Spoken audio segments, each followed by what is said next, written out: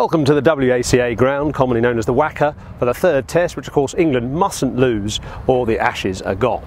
We're going to have a look at the famous Waca pitch and also talk to the Australian bowling coach.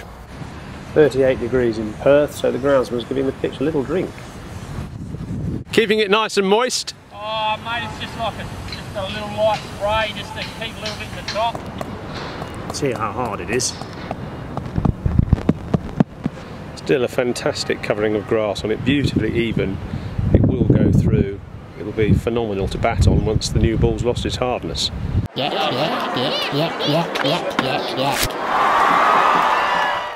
I'm delighted to be joined by the Australian bowling coach Craig McDermott, someone I used to admire a lot actually, and believe it or not, he took 291 test wickets, so he knows a thing or two about bowling. What influence have you had on Mitchell Johnson's rejuvenation?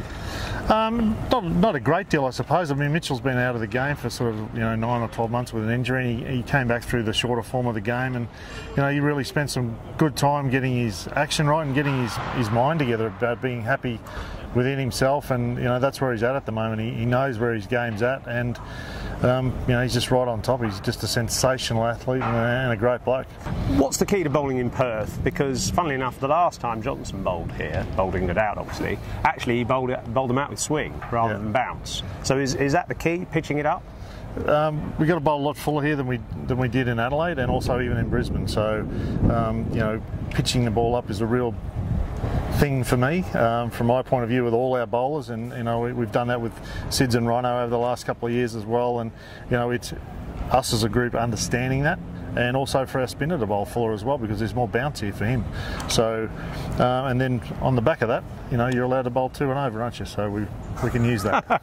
And are England hooking too much? I don't know, that's up to them. That's their problem, not mine. We want to, as a group, to bowl where we want to bowl, and as a bowler you stand at the top of your mark and you dictate the game because you start the game. So where we put the ball dictates where it's going to end up or what shot the batsman's going to play. So I'm not really too bothered about them, to be honest. Well, thanks for your time, Craig. Anyway, very interesting to hear from you, and well, we'll see what happens, but my hunch is that the bowlers who pitch the ball up more here are going to take more wickets.